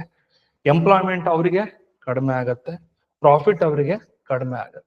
Automatically the British becomes weak. ಬ್ರಿಟಿಷರು ವೀಕ್ ಆಗ್ತಾರೆ. ನಮ್ಮ ವಸ್ತುಗಳನ್ನು ಬಳಸೋದ್ರಿಂದ ವಿ ಬಿಕಮ್ ಪವರ್ಫುಲ್ ಅಥವಾ ರಿಚ್ ಆಗ್ತದೆ. ಗೊತ್ತಾಗ್ತಿದೆಯಲ್ರಿ? This was the ideology. ಹಾಗಾಗಿ ನಮ್ಮ ವಸ್ತುಗಳನ್ನ ನಾವು ಹೆಚ್ಚಾಗಿ ಬಳಸಬೇಕು, ವಿದೇಶಿ ವಸ್ತುಗಳನ್ನು ಬಹಿಷ್ಕಾರ ಮಾಡಬೇಕು. This was the ideology of the extremist. ಇದು ಭಾರತೀಯರಿಗೆ ಬಹಳ ಇಷ್ಟ ಆಯ್ತು. ಹಾಗಾಗಿ ಅವರು ಯಾರು, ನಮ್ಮ Bal Gangadhar Tilak started a committee called Vastra Paricharini ಸಭಾ. ಖಾದಿಯ ಬಟ್ಟೆಗಳನ್ನ ತಯಾರಿಸೋದು, ಜನರಿಗೆ ಅದನ್ನ ಕಡಿಮೆ ಬೆಲೆಯಲ್ಲಿ ಕೊಡೋದಕ್ಕೆ ಮಾಡಿದ್ರು. ಅದಾದ್ಮೇಲೆ ಭಾರತೀಯರಿಗೆ ಹೇಳಿದ್ರು, ನೀವು ನಮ್ಮ ದೇಶದ ಸಂಸ್ಥೆಗಳನ್ನ ಹುಟ್ಟು ಹಾಕಿ. ನೀವೇನ್ ನೋಡಿ, ನೀವು ಬಟ್ಟೆ ತೊಗೊಳಕ್ ಹೋಗ್ತೀರಾ, ಯಾವ್ದಾದ್ರು ಶಾಪಿಂಗ್ ಮಾಲ್ಗೆ ಹೋಗ್ತೀರಾ ಅನ್ಕೊಳ್ಳಿ, ಮಂತ್ರಿಗೋ ಯಾವ್ದೋ ಹೋಗ್ತೀರಾ. ಅಲ್ಲಿ ಹೋಗ್ತಿದ್ದಾಗ ನಿಮ್ಗೆ ದೊಡ್ಡ ದೊಡ್ಡ ಶಾಪ್ಸ್ ಕಾಣುತ್ತೆ. ನೈಕ್ ಅಂತ ಇರುತ್ತೆ, ಅಡಿಡಾಸ್ ಅಂತ ಇರುತ್ತೆ, ರಿಬಾಕ್ ಅಂತ ಇರುತ್ತೆ, ನೋಡಿದೀರಾ? ಓಕೆ. ಆಮೇಲೆ ಶೂಸ್ ಅಲ್ಲೂ ಅಷ್ಟೇ, ನೀವು ಬೇರೆ ಬೇರೆ ಪ್ರಪಂಚದ ಇರುತ್ತೆ. ನೀವು ಲೇಡೀಸ್ ಬ್ಯಾಗ್ ಎಲ್ಲ ಇರುತ್ತಲ್ಲ, ಅದನ್ನ ಯೂಸ್ ಮಾಡೋದು ಫಾರಿನ್ ಇರುತ್ತೆ. ಕಾಸ್ಮೆಟಿಕ್ಸ್ ಹೋದ್ರೆ ಫಾರಿನ್ ಬ್ರ್ಯಾಂಡ್ಸ್ ಇರುತ್ತೆ. ಸೊ ಇದೆಲ್ಲ ಯಾಕೆ ಬಂದಿದೆ ಅಂದ್ರೆ, because of foreign brands are very powerful. ವಿದೇಶಿ ಬ್ರ್ಯಾಂಡ್ಗಳೇ ಹಾಗೆ. ಓಕೆ, ಭಾರತದಲ್ಲಿ ಬಂದಿದ್ರೆ ನಿಮ್ಗೆ ಹೇಳ್ದೆ ನಾನು ಇವತ್ತು ಅದು ಹೇಗೆ ನಡೆಯುತ್ತೆ ಅಂತ. ನಮ್ಮ ದೇಶಕ್ಕೆ ಬಂದು ನಮ್ಮ ಪ್ರಾಡಕ್ಟ್ಸ್ ನಮ್ಮ ಹತ್ರ ರಾ ಮೆಟೀರಿಯಲ್ಸ್ ತಗೊಂಡು ನಮ್ಮ ಲೇಬರ್ಸ್ ಹತ್ರ ರೆಡಿ ಮಾಡಿಸಿ ಕೊನೆಗೆ ನಮ್ಗೆ ಮಾರಾಟ ಮಾಡಿ ದುಡ್ಡು ಮಾಡ್ಕೊಡ್ತಾರೆ. ಪೆಪ್ಸಿಯನ್ನೇನು ಅಮೆರಿಕದಿಂದ ನೀರು ತಗೊಂಡ್ಬರ್ತಾನ? ಇಲ್ಲ, ಇಲ್ಲೇ ಯಾವ್ದೋ ನಮ್ಮ ಕೆಂಪಂಬುದಿನೋ ಧರ್ಮಂಬುದಿನೋ ತುಂಬ್ಕೋತಾರೆ. ಅದಕ್ಕೆ ಸಕ್ಕರೆ ಮತ್ತೆ ಇನ್ನೊಂದಿಷ್ಟು ಎಲ್ಲ ಹಾಕ್ಬಿಟ್ಟು ಫೈನಲಿ ಒಂದು ಪ್ರಾಡಕ್ಟ್ ರೆಡಿ ಮಾಡಿ ಕೊಡ್ತಾರೆ. ನಮ್ ಜನ ತಗೊಂಡ್ಬಿಟ್ಟು ಕುಡ್ದು ಮತ್ತೆ ಅವ್ರಿಗೆ ವಾಪಸ್ ದುಡ್ಡು ಕೊಡ್ತೀವಿ. ವಿರಾಟ್ ಕೊಹ್ಲಿ ಅದಕ್ಕೊಂದು ಆಕ್ಟಿಂಗ್ ಮಾಡಿ ಅವನೊಂದಿಷ್ಟು ದುಡ್ಡು ತಗೊಂತಾರೆ. ಇದ್ರಲ್ಲಿ ಉದ್ಧಾರ ಆಗಿರೋರು ಇಬ್ರೆ, ಪೆಪ್ಸಿ ಅವನು, ವಿರಾಟ್ ಕೊಹ್ಲಿ. ಕರೆಕ್ಟ್ ಏನ್ರಿ? ಮಿಕ್ಕವರೆಲ್ಲ ಮಂಗ ಆಗೋರು ಕುಡ್ದು. ಓಕೆನಾ? ಕರೆಕ್ಟಾ? Okay, this is the truth. ಹಾಗಾಗಿ ಅವ್ರು ಹೇಳ್ತಾರೆ, ಅವತ್ತಿನ ಕಾಲದಲ್ಲಿ ಹೇಳಿದ್ರು ಬಾಲಗಂಗಾಧರ ತಿಲಕ್ ಅಂಡ್ ಎಕ್ಸ್ಟ್ರೀಮಿಸ್ಟ್ ಹೇಳ್ತಾರೆ, ನಮ್ಮ ದೇಶದ ವಸ್ತುಗಳನ್ನ ಬಳಸಿ and boycott the foreign products. ನಾವು ಕಂಪ್ಲೀಟ್ ಬೈಕಾಟ್ ಮಾಡಕ್ ಆಗಲ್ಲ. ಇವತ್ತು ನೀವು ಏನ್ ಬಳಸ್ತಾ ಇದ್ರೆ ಕಂಪ್ನಿ ಡೆಲ್, ಅದು ಫಾರಿನ್ ಯಾವ್ದೋ ಕಂಪ್ನಿದು. ಅಲ್ಲಿ ಕ್ಯಾಮ್ರಾ ಇದೆಯಲ್ಲ, ಅದು ಯಾವ್ದೋ ಜಪಾನ್ ಕಂಪ್ನಿದು. ಓಕೆನಾ? ಸೊ ಅವ್ರು ಇದ್ದಿದ್ರೆ, ಇವತ್ತೆಲ್ಲರೂ ಆ ವ್ಯಕ್ತಿಗಳು ಇನ್ನು ಇದ್ದಿದ್ರೆ, ತಿಲಕರು, ಲಾಲಾ ಲಜಪತ್ ರಾಯ್ ಇದ್ದಿದ್ರೆ, ಇವತ್ತು ನೀವು ಡೆಲ್ ನೋಡಕ್ ಆಗ್ತಿರಲ್ಲ. ಯಾವ್ದೋ ದೇಶೀಯ ಒಂದು ಕಂಪನಿ ಇರ್ತಿತ್ತು, ನೀವು ಅಲ್ಲಿ ಯಾವ್ದೋ ಒಂದು ಬೇರೆ ಕಂಪನಿ ಇರ್ತಿತ್ತು. ಸೊ ಬಿಕಾಸ್ ಏನಕ್ಕೆ ನಾನು ಹೇಳ್ತಾ ಇದ್ದೀನಿ ಅಂತಂದ್ರೆ, ಅಷ್ಟು ನಮ್ಮ ದೇಶದ ವಸ್ತುಗಳ ಬಗ್ಗೆ ಜನರಿಗೆ ಮಾಹಿತಿ, ಇದರಿಂದ ಬಹಳಷ್ಟು ಕಂಪ್ನಿಗಳು ಶುರುವಾಯ್ತು. ಮುಂದ್ ಲೀಸ್ಟ್ ಕೊಡ್ತೀನಿ ನಿಮ್ಗೆ, ಆಶ್ಚರ್ಯ ಆಗುತ್ತೆ ಎಂತೆಂತ ಕಂಪ್ನಿಗಳು ಬಂತು ಅಂತ. ಬ್ಯಾಂಕ್ಗಳು ಸೃಷ್ಟಿಯಾದವು, ಬ್ಯಾಂಕ್ ಆಫ್ ಇಂಡಿಯಾ ಅಂತ. Punjab national bank, Lakshmi finance ಅಂತ ನಮ್ಮ ಕರ್ನಾಟಕದಲ್ಲಿ 10 ಕಾರ್ಖಾನೆಗಳು ಸ್ಟಾರ್ಟ್ ಆಯ್ತು. ಓಕೆ, ಅಷ್ಟೇ ಅಲ್ಲದೆ ಅವರು ಚಿದಂಬರಂ ಪಿಳ್ಳೈ ಅಂತಕ್ಕಂಥವ್ರು ತಮಿಳ್ನಾಡಲ್ಲಿ ಒಂದು started first navigation company in India ಹುಟ್ಟಾಕಿದ್ರು. ಅವೆಲ್ಲ ನಮ್ಮ ದೇಶದವರು ಕಟ್ಟಿದ್ರು. ಇವರ ಮಾತುಗಳಿಂದ ಸ್ಫೂರ್ತಿ ಪಡೆದು. ನೆಕ್ಸ್ಟ್ ದ 4th ಪಾಯಿಂಟ್ ಬರ್ತೇನೆ. ಸ್ವರಾಜ್ಯ, ಸ್ವದೇಶಿ, boycott and the boycott of foreign products and national schools ಅಂತ ಕರೀತಾರೆ, ರಾಷ್ಟ್ರೀಯ ಶಾಲೆಗಳು. So why we need national schools? Already British colleges were existed, British education system was existed. The extremists said that you have to boycott the British government schools and colleges and to join for the Indian schools, Indian colleges ಅಂತ ಹೇಳ್ತಾರೆ. ಯಾಕೆ ಅಂತ ಹೇಳಿದ್ರೆ, ನಿಮ್ಗೊಂದ್ಸತಿ ಒಂದ್ ಸಣ್ಣ story ಹೇಳಿದ್ದೆ. ನಾನು ಒಂದ್ಸತಿ ಪಾರ್ಕಲ್ಲಿ ವಾಕ್ ಮಾಡ್ಬೇಕಾದ್ರೆ ಯಾರೊಬ್ಬ ಚಿಕ್ಕ ಹುಡುಗ ಸೈಕಲ್ ಹೊಡಿತಿದ್ದ. ಅವನು ಇಂಗ್ಲಿಷಲ್ಲೇ ಮಾತಾಡ್ತಿದ್ದ. ಕೇಳಿದ್ನಾ? ಓಕೆ, ಅವಾಗ ನಾನು ಆ ಹುಡುಗನ್ ಮಾತಾಡಿಸ್ದೆ. ನಾನು ಕೇಳ್ದೆ, ನಾನು ಇದು ಯಾಕೋ ನಿನ್ ಕನ್ನಡ ಬರಲ್ವಾ ಅಂತ. ಅವ್ನು ಮಧ್ಯ ಕನ್ನಡ ಪದನು ಬಳಸ್ತಿದ್ದ, ಅಲ್ಲೊಂದ್ಸತಿ ಇಲ್ಲೊಂದ್ಸತಿ. ಅದಕ್ಕೆ ನಾನು ಕೇಳಿದಕ್ಕೆ ಅವನೇನಂದ, ಇಲ್ಲ ಬರತ್ ನನಗೆ ಅಂತ. ಕೇಳಿದೆ, ನಾನು ಯಾಕೆ ಮಾತಾಡಲ್ಲ ಅಂದ್ರೆ ಹುಡುಗ ಹೇಳ್ದ, ನನ್ಗೆ ಇಂಗ್ಲಿಷ್ ಅಂದ್ರೆ ಕನ್ನಡ ಅಂದ್ರೆ ನನ್ಗೆ ಇಷ್ಟ ಆಗಲ್ಲ ಅಂತ. ಅವ್ನ್ ಇಂಗ್ಲಿಷ್ ಇಷ್ಟ ಆಗಲ್ಲ ಅಂದ್ರೆ ನನ್ಗೆ ಬಹಳ ಹೆಮ್ಮೆ ಅನಿಸ್ತಿತ್ತು. ಅವ್ನ್ ಕನ್ನಡ ಇಷ್ಟ ಆಗಲ್ಲ ಅನ್ನೋದು, ಅದು ಬಹಳ ದುಃಖದ ವಿಚಾರ. ಬಿಕಾಸ್ ಆಫ್ ನಮ್ಮ ಮಕ್ಕಳಿಗೆ ಯಾವ್ದು ಸಿಗ್ತಾ ಇಲ್ಲ, ನ್ಯಾಷನಲ್ ಎಜುಕೇಶನ್ ಸಿಗ್ತಾ ಇಲ್ಲ, ರಾಷ್ಟ್ರೀಯ ಶಾಲೆ ಶಿಕ್ಷಣ ಸಿಗ್ತಾ ಇಲ್ಲ. ನ್ಯಾಷನಲ್ ಅಂತ ಅಂದ್ರೆ ಅದರ ಅರ್ಥ ನಮ್ಮ ದೇಶದ ವ್ಯಾಲ್ಯೂಸ್, ನಮ್ಮ ದೇಶದ ಕಲ್ಚರ್, ನಮ್ಮ ದೇಶದ ಸಂಸ್ಕೃತಿ ಬಗ್ಗೆ ಮಕ್ಕಳಿಗೆ ತಿಳಿಸ್ಕೊಡ್ಬೇಕು. That is called national education. ಅಂದ್ರೆ ಆ ಬ್ರಿಟಿಷ್ ಎಜುಕೇಶನ್ ಏನ್ ಮಾಡ್ತಾ ಇತ್ತು, they respecting the British culture, they giving British ideology to the children. ಅವರು ಭಾರತದ ಮಕ್ಕಳಿಗೆ ಬ್ರಿಟಿಷ್ ಐಡಿಯಾಲಜಿಗಳನ್ನ ತುಂಬ್ತಾ ಇದ್ರು. ಮೆಕಾಲೆ ಹೇಳ್ತಾನಲ್ಲ, I will build the nation, I will build the youth by skin and colour they were Indians, by taste and knowledge they become Europeans ಅಂತ ಹೇಳಿ. Okay, ಆತರ ಮಾಡ್ತೀನಿ ಅಂತ ಹೇಳ್ತಿದ್ದ ಯಾರು, ಮೆಕಾಲೆ ಅಂತಕ್ಕಂಥ. ಹಾಗಾಗಿ ಇವರು ನಮ್ಮ ದೇಶದ ಶಾಲೆಗಳನ್ನ ತೆರೀಬೇಕು ಅಂತ ಹೇಳಿದ್ರು. ಸೊ ಅದಾದ್ಮೇಲೆ ಭಾರತದಲ್ಲಿ ಬಹಳಷ್ಟು ನಮ್ಮ ದೇಶೀಯ ಶಾಲೆಗಳು ಸ್ಟಾರ್ಟ್ ಆಯ್ತು. ಬೆಂಗಳೂರಲ್ಲಿ ನ್ಯಾಷನಲ್ ಕಾಲೇಜ್ ಅಂತ ಕೇಳಿದಿರಾ, ಬಹಳ ಫೇಮಸ್ ಅದು ಇದೇ ಟೈಮಲ್ಲಿ ಆಗಿತ್ತು. ಓಕೆ, ನಮ್ಮ ರಾಯಚೂರಲ್ಲಿ ಹಮ್ದರ್ದ್ ಅಂತ ಗೊತ್ತಾನ, ಹಮ್ದರ್ದ್ ಅಂತ ರಾಯಚೂರು ಸಿಟಿಲೇ ಬರುತ್ತೆ. ಕಾಲ್ಡ್ ಫೇಮಸ್ ಸ್ಕೂಲ್ ಅದು ಹಮ್ದರ್ದ್. ಇದೇ ಟೈಮ್ 1920 ಸ್ಟಾರ್ಟ್ ಮಾಡ್ತಾರೆ. ಗುಲ್ಬರ್ಗದಲ್ಲಿ there was one schools called ವಿದ್ಯಾಲಯ ಅಂತ ಬರುತ್ತೆ. ಓಕೆ, ವಿದ್ಯಾಲಯ ಸಮಥಿಂಗ್ ಆತರ, ನೂತನ ವಿದ್ಯಾಲಯ ಈ ತರದ ಒಂದು ಶಾಲೆಗಳು ಪ್ರಾರಂಭ ಆಯ್ತು. And across the India many schools var started. ಅದು ಮಹಾರಾಷ್ಟ್ರದಲ್ಲಿರ್ಬೋದು, ಬಂಗಾಳದಲ್ಲಿರ್ಬೋದು, ಅನೇಕ ಶಾಲಾ ಕಾಲೇಜುಗಳು ಪ್ರಾರಂಭ ಆಯ್ತು. ಇದು ನೆಕ್ಸ್ಟ್. ಇದಾದ ನಂತರ 5ನೇದು, reviving of ancient melas. Reviving of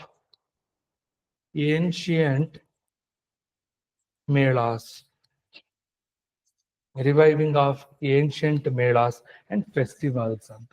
ನಮ್ಮ ದೇಶದ ಪ್ರಾಚೀನ ಹಬ್ಬಗಳನ್ನ, ನಮ್ಮ ದೇಶದ ಪ್ರಾಚೀನ ಸಂಸ್ಕೃತಿಗಳನ್ನ ಮತ್ತೆ ಪುನಶ್ಚೇತನಗೊಳಿಸುವುದು. ಅಂದ್ರೆ ಅವತ್ತಿನ ಕಾಲದಲ್ಲಿ ಹೇಗಿರ್ತೈತೆ ಅಂತ ಹೇಳಿದ್ರೆ, ನಿಮ್ಗೆ we actually forgot our roots. It is a method to reviving our culture and ಮತ್ತೆ ನಮ್ಮ ದೇಶದ ಜನರಿಗೆ ಅದನ್ನು ಪರಿಚಯ ಮಾಡ್ಕೊಡೋದು, introducing our ancient culture. So Balagangadhara Tilak was very famous person. He started 2 ಉತ್ಸವಾಸ್ ಇನ್ ಮಹಾರಾಷ್ಟ್ರ ಕಾಲ್ಡ್ ಗಣೇಶ ಉತ್ಸವ ಅಂತ ಹೇಳಿ. ಗಣೇಶ ಉತ್ಸವ. ಸೆಕೆಂಡ್ ಒನ್ ಇಸ್ ಶಿವಾಜಿ ಉತ್ಸವ and Ganesha Utsava. These were the 2 important festivals started by Tilak. ಮಹಾರಾಷ್ಟ್ರದಲ್ಲಿ ಸ್ಟಾರ್ಟ್ ಮಾಡಿದ್ರು. ಅದ್ರ ಇನ್ಫ್ಲೂಯೆನ್ಸ್ ನಮಗೆ ಕರ್ನಾಟಕಕ್ಕೂ ಆಯ್ತು. ಬೆಳಗಾವಿ ಇವತ್ತು ನೀವೇನಾರು ಹೋದ್ರೆ ಅಲ್ಲಿ Ganesha festival is very famous festival. Correct ಅನ್ರಿ? ಓಕೆ, ತುಂಬಾ ಜೋರ್ ಮಾಡ್ತಾರೆ. ಹುಬ್ಬಳ್ಳಿಗೆ ಬಂದ್ರೆ Hubballi is also famous for Ganesha festival. ಯಾಕೆ, ವೈ ಅಂದ್ರೆ because of the influence of the national movement. ನಮ್ಮ ದೇಶದಲ್ಲಿ ಈ ರಾಷ್ಟ್ರೀಯ ಹೋರಾಟದ ಸಂದರ್ಭದಲ್ಲಿ ಉತ್ಸವಗಳಿಗೆ ಬಹಳ ಪ್ರಾಮುಖ್ಯತೆ ಕೊಟ್ಟರು. ಅಂಡ್ ಆಲ್ಸೋ ಆ ಉತ್ಸವಗಳು ನಮ್ಮ ದೇಶದಲ್ಲಿ ಬಹಳ ದೊಡ್ಡ ಮಟ್ಟಕ್ಕೆ ನಡೀತು. ಇವೇನಾದ್ರು ಮಹಾರಾಷ್ಟ್ರಕ್ಕೆ ಯಾವಾಗ ನೀವು ಶಿವಾಜಿ ಉತ್ಸವಕ್ಕೆ ಹೋಗ್ಬೇಕು, ತುಂಬಾ ಜೋರ್ ಮಾಡ್ತಾರೆ. ಅದು ಅಲ್ಲಿ ಇರೋರಿಗೆ ಗೊತ್ತು, ಬೇರೆಯವ್ರಿಗೆ ಗೊತ್ತಿಲ್ಲ. ತುಂಬಾ ಜೋರ್ ಮಾಡ್ತಾರೆ. ಗರ್ಲ್ಸ್ ಅದರಲ್ಲಿ ಪಾರ್ಟಿಸಿಪೇಟ್ ಮಾಡ್ತಾರೆ. ಬಾಯ್ಸ್ ಬಿಟ್ಬಿಡಿ, ಗರ್ಲ್ಸ್ ಪಾರ್ಟಿಸಿಪೇಟ್ ಮಾಡ್ತಾರೆ ಶಿವಾಜಿ ಉತ್ಸವದಲ್ಲಿ. ಇದು ಡ್ರಮ್ ಬಾರಿಸ್ತಾರೆ ಗೊತ್ತಾ, ಗರ್ಲ್ಸ್ ಬ್ಯಾಂಡ್ ಗಳು ಇರುತ್ತೆ ಮಹಾರಾಷ್ಟ್ರದಲ್ಲಿ. ನಿಮ್ಗೆ ಇಲ್ಲಿ ಗೊತ್ತಿಲ್ಲ, ಓಕೆನಾ? ಬೆಂಗಳೂರಲ್ಲಿ ಅಷ್ಟು ಆ ತರದ ನಾವು ಕಲ್ಚರ್ ನಾವು ನೋಡಕ್ ಸಾಧ್ಯ ಇಲ್ಲ. ನೀವು ಅಲ್ಲಿ ಮಹಾರಾಷ್ಟ್ರಕ್ಕೆ ಹೋಗ್ಬೇಕು, ಪುಣೆ, ಬಾಂಬೆ, ಓಕೆ, ಅಲ್ಲೆಲ್ಲ ನೀವು ಕೊಲ್ಲಾಪುರ ಹೋಗ್ಬೇಕು. ಅಲ್ಲಿ ಗರ್ಲ್ಸ್ ಗಳು ಹೆಣ್ಣು ಮಕ್ಕಳು ಒಂದು ಬ್ಯಾಂಡ್ ಮಾಡ್ಕೊಂಡಿರ್ತಾರೆ. ಆ ಬ್ಯಾಂಡ್ ಗಳು ಇದ್ರಲ್ಲಿ ಭಾಗವಹಿಸುತ್ತೆ ಶಿವಾಜಿ ಮತ್ತೆ ಗಣೇಶ ಉತ್ಸವದಲ್ಲಿ. ಅದ್ ಯಾಕೆ ಶುರು ಆಯ್ತು ಅಂದ್ರೆ ಬಿಕಾಸ್ ಆಫ್ ಬಾಲಗಂಗಾಧರ ತಿಲಕರು ಹೇಳ್ತಾರೆ, ನೀವು ಈ ತರ ಹಬ್ಬಗಳು ಮಾಡೋದ್ರಿಂದ ಏನಾಗುತ್ತೆ, ಜನ ಯುನೈಟ್ ಆಗ್ತಾರೆ. ಕರೆಕ್ಟ್ ಏನ್ರಿ? ಇವಾಗ ಫಾರ್ ಎಕ್ಸಾಂಪಲ್ ಇಲ್ಲಿ ಶಿವಾಜಿ ಉತ್ಸವ ಮಾಡ್ತೀರಾ, ಅಲ್ಲಿ ಎಲ್ಲ ಧರ್ಮದವನು ಬರ್ತಾನೆ. ಕರೆಕ್ಟ್. ಗಣೇಶ ಉತ್ಸವ ಮಾಡ್ತೀರಾ, ಅಲ್ಲಿ ಮೇಲ್ಜಾತಿಯವನು ಬರ್ತಾನೆ, ಇನ್ನೊಬ್ಬ ಜಾತಿಯವನು ಬರ್ತಾನೆ. Every will unite. Okay. And cultural exchange ಮಾಡ್ಕೋತಾರೆ. ಹಬ್ಬಗಳು ನಮ್ಮನ್ನ ಒಂದುಗೂಡ್ಸತ್ತೆ. ಅವಾಗ ತಿಲಕರು ಎಷ್ಟು ಬುದ್ಧಿವಂತರು ನೋಡಿ, ಅಲ್ಲಿ ಹಬ್ಬ ಮಾಡ್ತಾ ಇದ್ರು, ಎಲ್ರನ್ನೂ ಇನ್ವೈಟ್ ಮಾಡ್ತಿದ್ರು, ಎಲ್ಲ ಸಮಾಜದವರೆಲ್ಲ ಬರೋರು.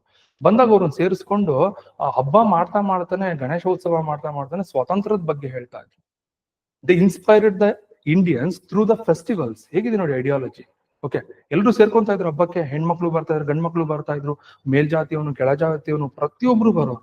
ಅವ್ರಿಗೆಲ್ಲರನ್ನು ಒಂದುಗೂಡಿಸ್ತಾ ಇದ್ರು. ಬೇರೆ ಸತಿ ಒಂದ್ಗೂಡಿಸೋದು ಬಹಳ ಕಷ್ಟ ಇತ್ತು.